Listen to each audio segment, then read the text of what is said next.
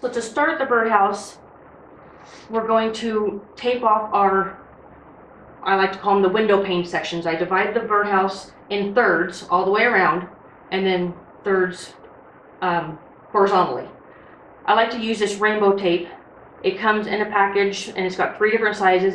It's great for creating all sorts of fun backgrounds. I use it sometimes to tape patterns down if it's on a slick surface, and so I don't want it to move. It's really fun tape. So I'm going to use the medium size, and I've already started a little bit, but I went on either side of the hole, and then I would just wrap all the way around to the other side. That way it makes a continuous line. So I'm going to start around the spout and go to the handle. So how I do this is I start at the very top of the teapot, make sure that end is pushed down well, and then I just take my finger and make sure I have it laid down exactly where I want it to go, and then I hold the roll in between my thumb and my middle finger, and then I place my index finger on the line to get it pushed down and kind of drive it where I want it to go. Right there it just went crooked. Just pull it right back up and lay it right back down where you want it. It's really easy, and it sticks right where you want it to go. So then I'm at the bottom. This teapot has a little indent in it. You just want to make sure that's really pressed down, so when we go to wash the color on, the color won't bleed through. So then I just continue taping all the way around the bottom and then up the other side, making sure to press down in that little indent. And then when I get to the top, I just make sure it's secure up to the lid and then tear it off. And then I go to the other side of the spout and I do the same thing. So I'm getting that up to the rim. Make sure you guys can see this. And just kind of drive the tape down and around the piece. Get it secured down there. And then just tear it off. So now our vertical lines are taped, and now I'm going to do the other third of the horizontal lines. I've done the bottom one, and I just kind of eyeballed where to start. I want about the same spacing in between the tape on the top and the bottom. So I will get this tape started again. Sorry, kind of hard to do backwards. I'll start that line there, and I don't tear it to go around. Depending on the teapot you're using, you might have to stop at the handle and then start on the other side. On this one, it works pretty well. It just goes underneath each place it attaches to the teapot. And then you just drive it around. Now this one on the spout, looks like I've got it to where it's not going to go straight across. So I'm going to tear that off, and then I'm going to go back to where I started so I can make sure everything lines up. Then I'm going to just put that tape right over so it's on the same level, and then bring it right around and make it to the other side of the spout. And that's kind of tricky to get into. If you can't get it tight down to the spout, you can take the end of a brush or a stylus and just make sure you get that attached to the bisque. And now we've got it taped off, and we're ready to do the background colors.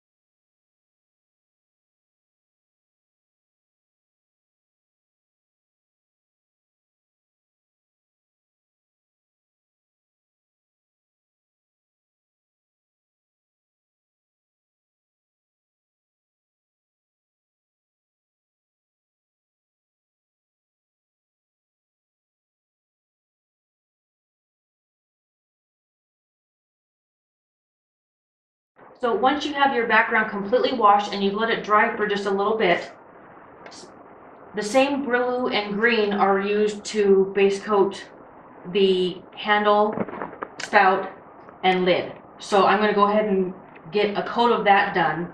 You're going to want 3 coats in total, but you want to let them dry completely in between coats to help prevent streaking of the paint. So we're going to go ahead and do the handle and spout, and then the center section of the lid. So we're going to the straight color now, where this is not going to be the washed color. So we're going to go to the straight paint, load up your brush,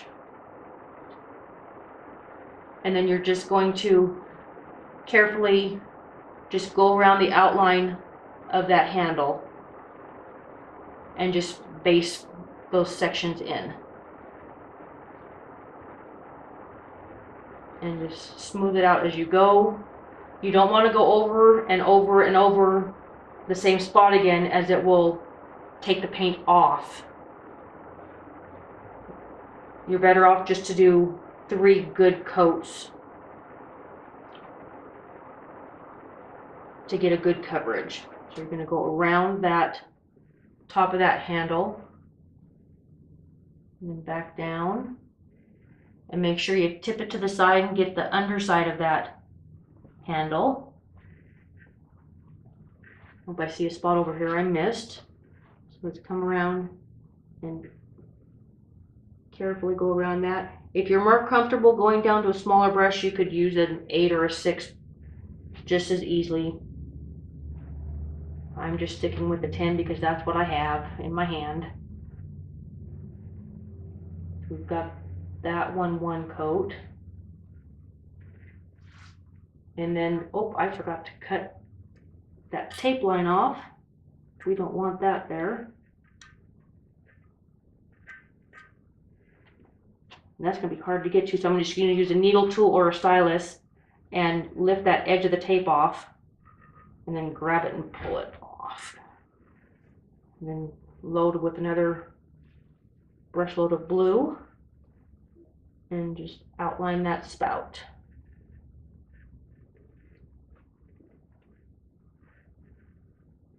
The good thing about the number 10 brush is you can cover a lot of area with less brush strokes. You'll have less streaking in your finished product.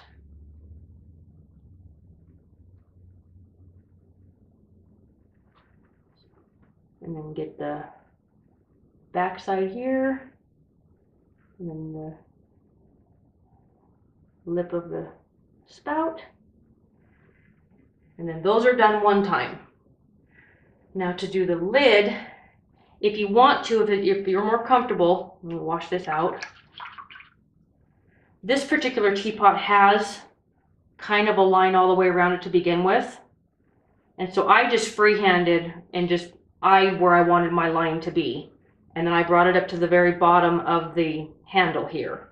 If you're not comfortable doing that, you could take a pencil or some of the tape if you like, and you can draw yourself a line. And to do that, I would just put the pencil down and then put your pinky down to stabilize it. And then just, if you spin the lid, that helps get kind of a straighter line around there. But I wanted it kind of more freeform and just eyeballing it, so that's what I did. And so I try to do this backwards here. I just start at one point and I just spread the brush out and just go around. Get some more paint and just continue the circle all the way around.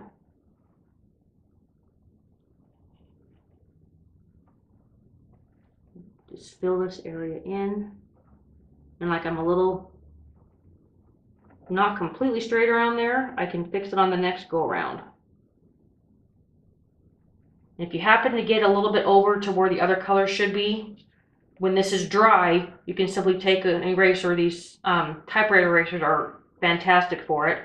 You just can erase your paint, but you need to wait until it's completely dry to do that. So I'm going to finish base coating the blue section. Just go all the way around. And then I just hold it up a little bit and then turn the lid as I go, and that makes a good line around the bottom or the underside of that handle. So then we're going to go ahead and put the green.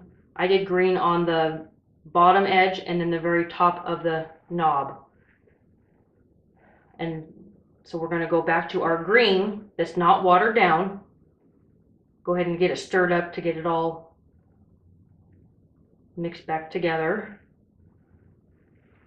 And then I just simply base coat it in. And this one you're going to want to do 3 coats in total as well, letting them dry. They're going to turn more of a pastel color when they're dry. That's how you'll know, and they're kind of they won't be as cool to the touch.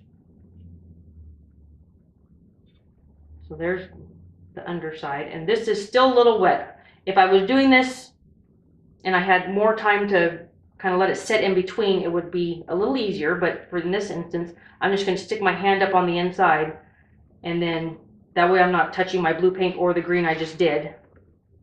And again, with this one, I just eyeballed it, and if you want to go down to a smaller brush, you can. I just lay the brush down and just follow butt up right against that blue.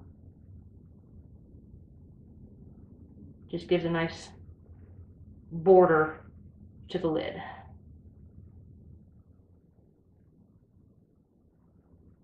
I missed a section right there, so we'll go back in there and fill it in.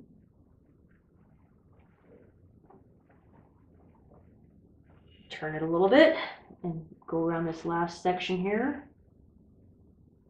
Running out of paint, get another load. And got a little off track there, so we'll go back in and straighten that up. Doesn't have to be perfect. You can always fix it on the next coat. And then for the top of the knob, I simply just go all the way around the top of it. If it happens to fill in the hole where the wire is going to go through, it's fine. Just let it dry, and then you can take the stylus or like this needle tool and just make sure you clean it out before you glaze it, and then make sure it's cleaned out well before you fire it so the wire won't close up in the firing. So once you have your background washed and your spout and handle and lid base coated, we're going to go ahead and start working on our dragonflies. So the first thing you're going to want to do is go ahead and pull off all that tape, and then the lines will be white. Some of them, like on this one, I did have some bleed through. I'm not going to clean that up right now because if I put the dragonfly over that section, it's not going to matter if the color is underneath. So I'm going to wait and clean up all of those lines until I'm done with the dragonflies. So to make your dragonflies, a really simple way to do it is just take a pencil and you're going to draw an X, but let me figure out how to talk. You want to go have it kind of long and then kind of narrow on the middle sections, and those are going to be your wings. And then you can just make a line, and depending on which way you want your dragonfly to fly, like I'm going to have his head coming up this way, so I'm going to start a little shorter here and then make the tail longer, and that will be where the body goes. So I just did about 2 on each side. You can make as many or as few dragonflies as you want. So let's go, this one I'm going to put kind of in the middle, so I'm just going to kind of draw a long, kind of narrow X, and then let's have him fly, so his head's going to go towards the front of the teapot. So I'm just going to start, and this is just a guide. You don't have to follow this exactly when you start painting. Make them as big or long as you would like. So then we'll put another one kind of here, and then let's have him flying with his head going up. And then you just do this all the way around. Put some dragonflies from all different directions. So you're going to do that all the way around. I'm almost there, so we'll just finish. We'll draw an X this way. If you're not comfortable doing this freehand, you could take the dragonfly and do what I've done before, where you put a piece of tissue paper over the pattern, trace it with a pen, and then put the tissue paper on your piece, and then using a watercolor marker, trace over your tissue paper, and that will go through to your piece. And you can also use that as your pattern if you're not comfortable doing this freehand. And let's finish this up. If you want, you can do some around the top, and I always put little details on the bottom. And so we'll just put a couple here on the bottom. If you get them on there and you decide you have too many, just don't paint that line, and when you fire it, the pencil mark will go away. So the next thing we're going to do, we're going to have 4 different color combinations for the dragonflies. We're going to have yellow and orange, and then pinks, a green and blue, and then purples. So these are so simple and fun, and it's a great way to make wings for dragonflies, butterflies. You can do your flower petals like this. It's a great way to shade really quick and easy. So the first thing we're going to do, I did forget to mention, I'm using Bellissimo 900 series glazes, and they are a glaze that's used for design work, so it's perfect for this pattern, and they come in a wonderful variety of colors. So whenever I start painting, I always get my brush wet, kind of get it ready to take that paint. And I did go down to a number 6 brush because I don't want really big dragonfly wings. So the first thing we're going to do is just going to put our base color on each dragonfly. So I'm going to start with my yellow. I'm going to load the brush, and then to make the wings, we're going to start at the outer edge and then pull it to the center. So let's make this one right here in front yellow. So I'm going to start on the top wing. Put your brush where you want the wing to end. Lay it down so it spreads out. Pull it towards you and lift it up as you're coming to the body, and it makes that point. There's the first base coat of your wing. Then you're going to get more yellow. And I'm going to go the opposite side and let that dry just a little bit. So, and you always want to pull your brush towards you. You have more control over where that paint's going to go. So I load it up again. Place the brush down. Spread it out a little bit. And then as you pull it towards you, just lift it up a little bit, and it brings that point to the center. These center points don't need to be perfectly pointy. At the end, we're going to make the body, and it's going to go right over that and cover those up, so we don't have to worry about getting them perfectly pointy. So now I'll go back to the other side. I'm going to come back right on that next line, lay the brush down, pull it toward the center. There's one half of your dragonfly. I'm going to turn the piece back around towards me. Lay the brush down. It's kind of a push, pull, and then you're lifting it up when you come to the middle. There's your yellow dragonfly. So now, I don't want to get my colors too close. I don't want to end up with 2 yellows right here. So I will go and flip it around to another side or the bottom and do a yellow in another area on the second go around. The first thing I do, back up, sorry. So I do 1 coat of each color all the way around the teapot. So I'm going to do a pink one next. So I'm going to load up with the light pink, and I'm going to put him on the top here. And this is a little bit smaller of an area, so I'm not going to go out as far from the body line. I'm going to place the brush down, spread it out, lift it as you pull up, and go to the center. I had a little bit too much water left in my brush. I didn't tap it out enough. I'm going to go ahead and get that water out. I'm going to let that dry because there's There's not very much paint down there. I want to fix that. I'm going to let it dry for a minute though and then come back to it. So I'm going to go to the other side after I've tapped out all the extra water. And I'm going to go to the top wing there on this side. Press, pull it, and then lift it up. Get some more paint. I'm still going to let that one dry for just another second here. So I'll put this bottom side in. Just one stroke.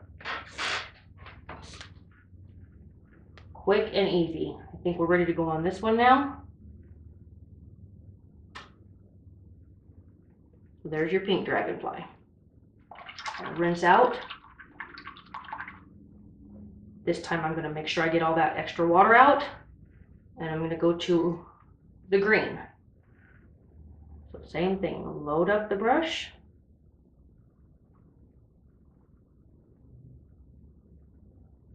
There's one wing.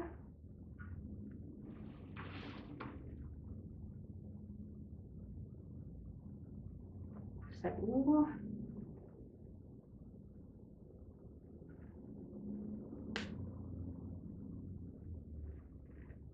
Real quick and easy way to get these all done. It's a good brush stroke project to practice mastering those brush strokes. So now we're going to go to the last color, and it's going to be purple. I'm going to load the brush with my light purple, and keep going on those wings.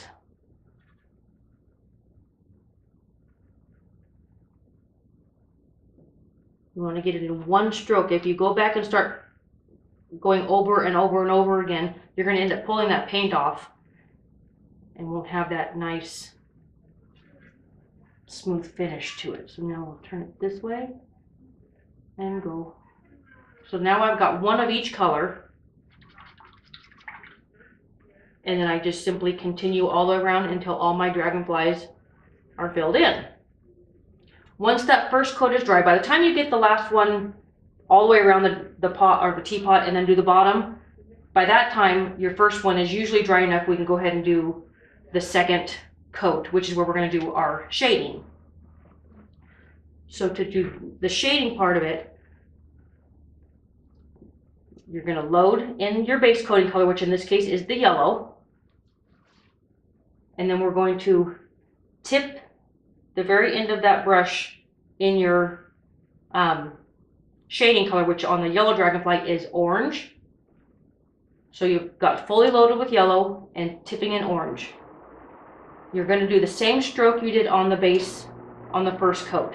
So you're going to start at the outside edge, lay your brush down, and as you pull it, that orange is going to get dispersed with that yellow and make the shading on your wing. That wing is now done. I'm almost out of yellow on that one, so I'm going to reload with more yellow, and I'm going to tip in the orange again. I'm going to go opposite side, lay your brush down, spread it out, lift as you come towards the body. There's the top wings. If you have enough yellow still that you can feel in your brush, you don't need to reload with yellow every time, but you definitely need to tip every time in the orange to get that nice contrast in color. So I'll flip it around this way, and I need more yellow now. Tip it in the orange and fill in that wing. Now, when I did that one, I didn't put as much pressure on it, so I've got a little bit of yellow that didn't get orange on it. I don't want to go back in there and muddy those colors. I'm going to leave that because at the very end we're also going to outline the wings, and that'll hide that. And you won't even see that. So you will, if you have other yellow dragonflies on the other side of the teapot, you'll just do the same thing when you get to it. You're going to tip in or load in the yellow and tip in the orange. So now we're going to go to a pink dragonfly. And you're going to load your brush with the light pink. Tip it in dark pink. start at the top wing, press, pull, lift to the center.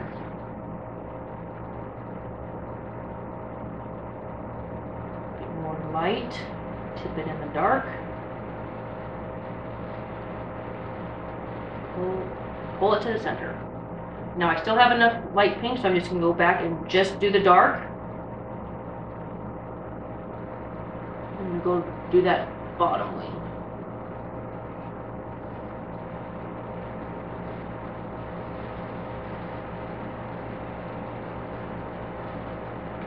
There's the pink dragonfly. Go ahead and rinse out. And now we'll shade the green dragonfly. So for the green dragonfly, I wanted my shading to be in a darker blue. Just give it a little pop of color.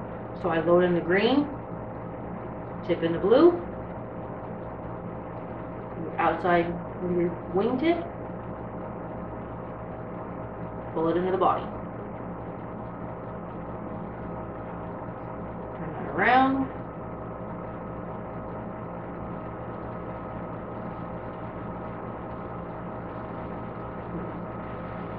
Got a little bit of booger on that side. That one let's see, do I want to fix that? It's got a little bit too much paint in there, so I am going to go back and fix that one. So I'm going to kind of cheat this one a little bit. I'm just going to get a little bit more blue. And I'm going to go right over it just to get that. I had a lot of paint right on that top edge that I wanted to fix.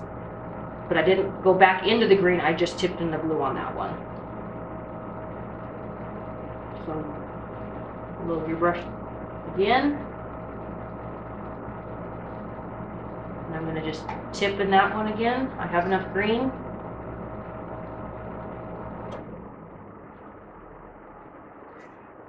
The green and blue dragonfly is done. And now we'll do a purple one. So we're going to load in the light purple, tip in the dark purple, press, pull, and lift. And see, it kind of drug a little bit there at the end. I'm not going to worry about that because, again, we're going to do the body and it's going to go right over the top of that. I'm going to get some more dark purple. Be careful when you're handling this that you don't get your hand right in that dragonfly you've just done. So either grab it by the hole or maybe the spout, or if you've got a wide enough lip or top of your teapot, you can stick your hand in there. You just don't want to smear your colors you've just applied. So we'll finish this purple dragonfly. Got a lot of color in that one. Pull it towards me.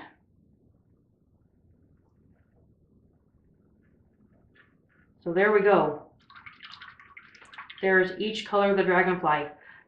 The wings are now done until we go to outline them.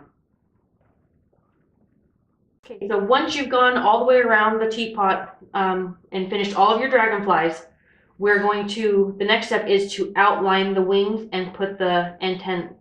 Well, we can't do the antenna, we don't have the heads on yet, so we'll do those later. We're going to outline the wings first though. So for this, I've got some black paint out here, some black Bellissimo, and an easy way to get it, you want to get it thinned down to about ink consistency. That way you get a nice thin line and it comes off the brush easy. So the easiest way to do this is just take some black paint out to the middle of your palette and take some water to it. And you just want to mix it together until you get it about that ink consistency. I prefer a long liner. There are some people, if you're more comfortable with a shorter liner, by all means use it. It's whatever you're comfortable with to do the lining. I like the long liner because it holds more paint and I can go longer with it. So I load my brush with the paint and then I go off to the side, and then I just want to work it through the brush, and as I'm doing that, I'm twisting it so it comes to a point. And then I'm ready to go to the piece.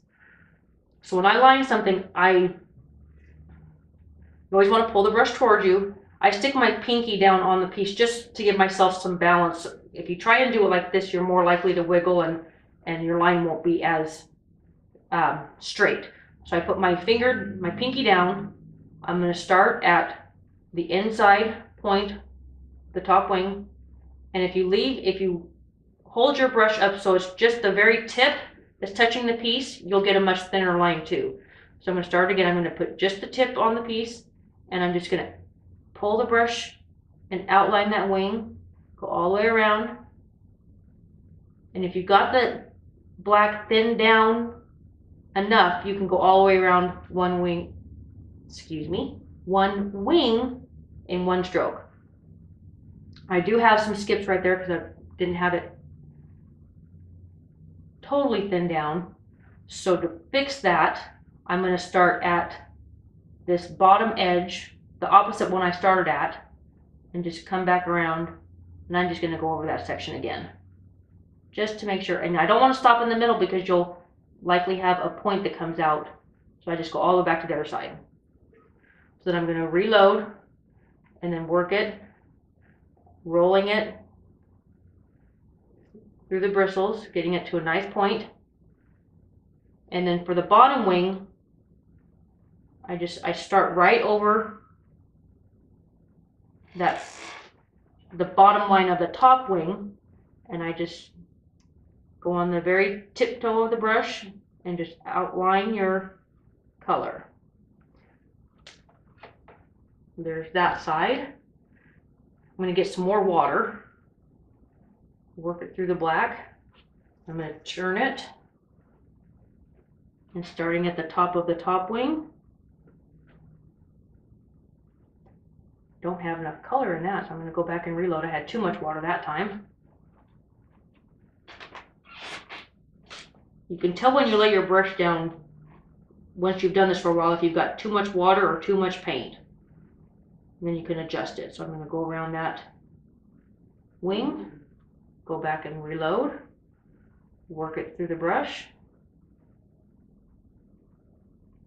Started that other side. This is a little tricky. It's going over that little indent. So I just go a little bit slower, make sure it stays on the wing, and then come back around.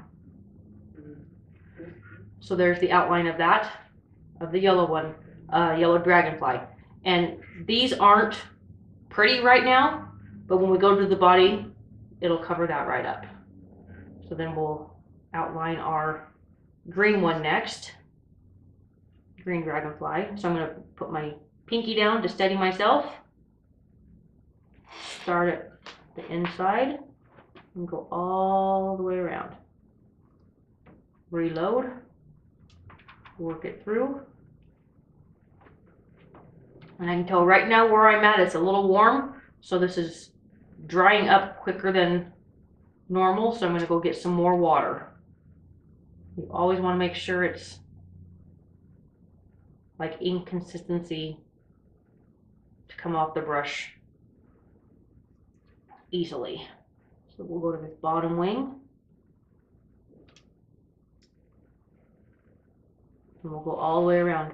If you're not comfortable going all the way around the wing, a little piece of advice, you can start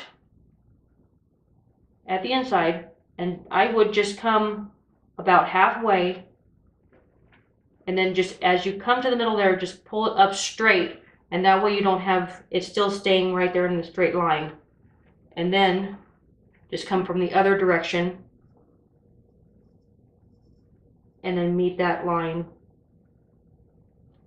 And that way, if you aren't comfortable going all the way around in one stroke, you can also outline it in that manner. So now I've got to turn the wrong way. I'm going to turn it back towards me. Stay on my tippy toes and come all the way around. So there's the outline of those. So now I think, instead of showing you more outlining, I think I will go to putting the body on. So for this, we're going to go back to the straight black. We're not going to thin this down. And I'm going to use just the end of my brush, and this is the number 6. And to make the body, I'm not going to use paint first. I'll just show you first, because I do kind of, each way to say this is just big to little. I want the biggest dots at his head, and then I just gradually get to a smaller dot. You don't have to go all the way to the pencil. If you get to where you like the finished product and your dots up here, don't worry about that pencil line, because like I say, it'll fire off. So when you're doing dots, I like to lay the piece flat. That way, if for some reason your paint is a little runny or watered down, it's not moving down your piece and not staying in where you want it to be. So I just have the piece flat when I'm doing dots.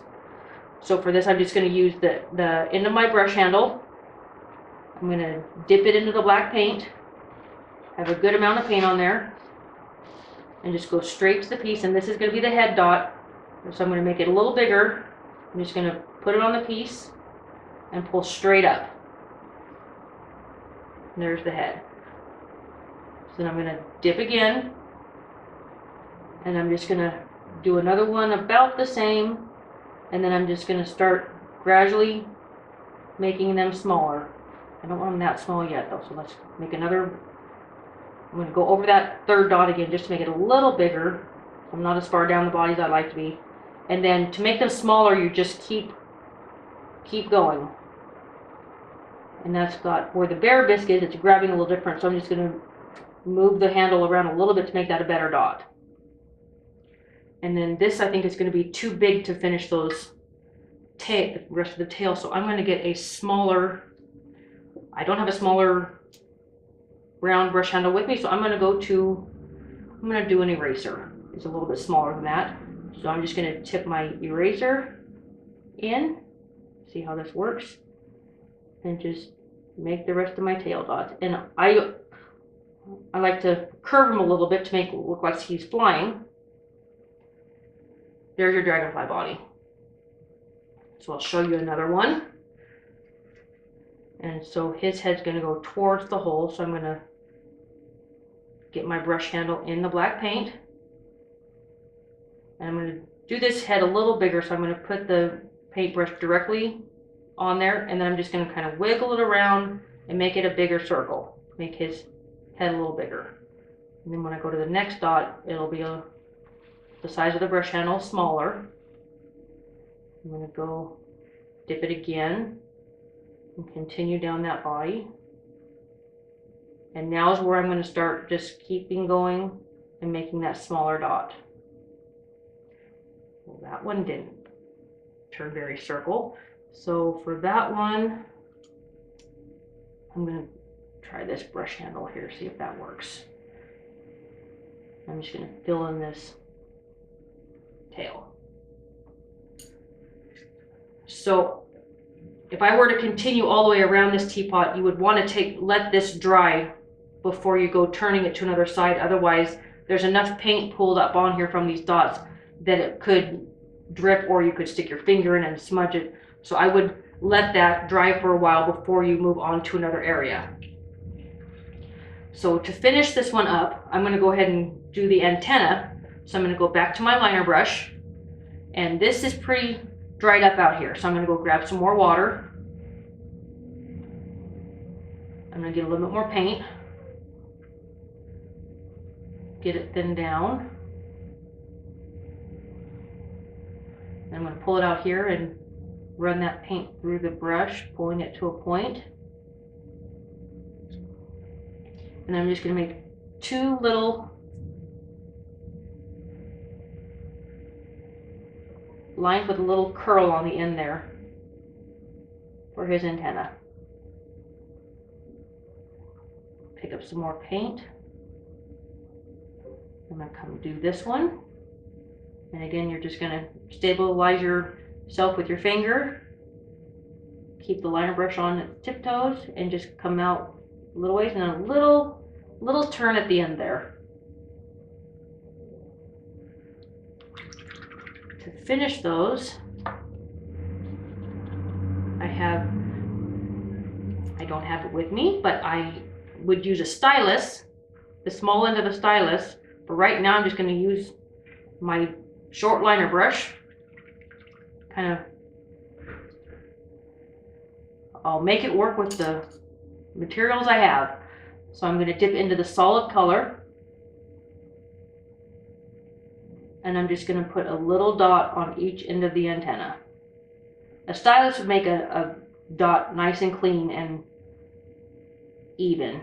I'm just going to kind of fake this one right now.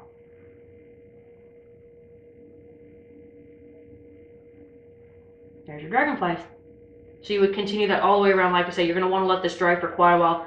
They'll start to turn kind of a charcoal gray as they start to get dry. And then you know you can turn it over and continue with your rest of your dragonfly bodies. So once you have all of your dragonflies done, now's where I'm going to go and clean up any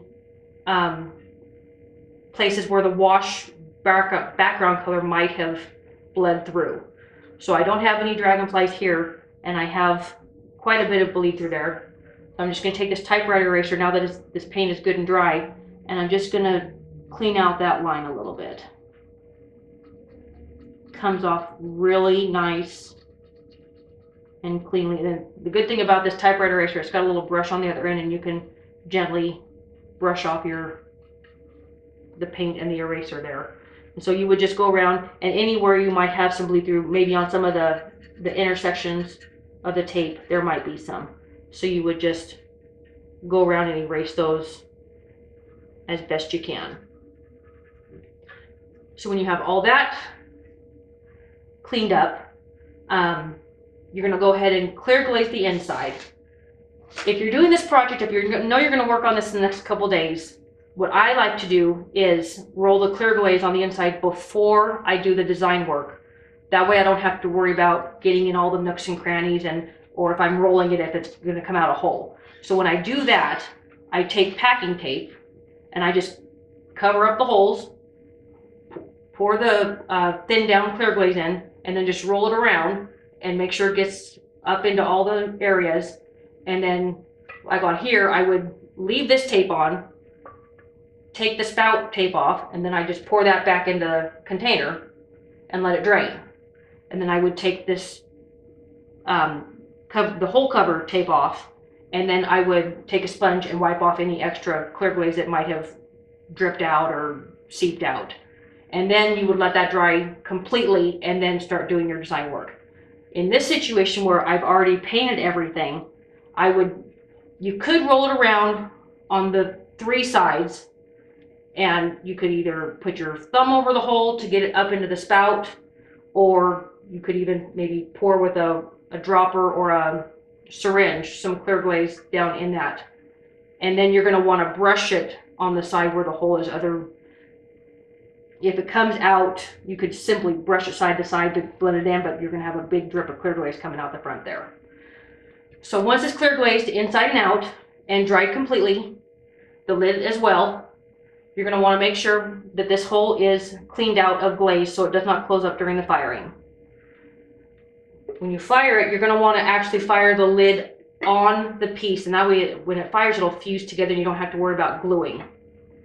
And so then once it's fired, you take it out, and next thing I'm going to show you is how to put the wire hanger on it.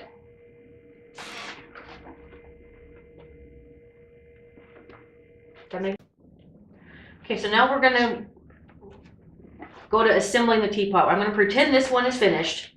So you're going to take it out of the kiln, you're going to make sure you grind off your stilt marks. And then to hang this, we went and got I put this part off on my husband because he figures out how to finish hanging things, and he knows all the tools and supplies to buy. So he went and got me some cable, and then a ferrule and stop set.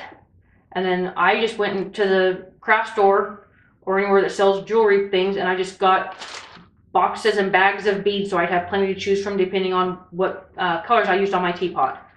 So the first thing you're going to do is you're going to feed the wire through the lid and then you just kind of wiggle it around and pull it out the middle. So I'm going to go to my finished one because that's easier. And you're going to have this end coming out here. You're going to figure out how, or you're going to take the stop part of this set and you're going to put it at the very end of this wire, and then you're going to take these pliers that have a crimper on them, and then I'm nowhere near strong enough to do this, so he takes it and he puts the end in there and then just squishes it together, and that'll go around that wire and be very sturdy and it won't come off. So then we pull it up through, and I take whatever beads I want to use and I string them on. I usually do about 3 of them, and then we figure out how long we want the wire to go. We put the top part, the ferrule in this kit. It has 2, or it's got enough room in there for the wire to go up, and then you put it back down through the other side. So we make our loop, and you want to cut the wire first and then pull that in back in through the middle here. Otherwise you're going to have really sharp edges right there on that outside, and we don't want that. It's not pretty, and they can hurt if you poke yourself with them. So you pull that in back through till you can't see it anymore, and you take these crimpers again.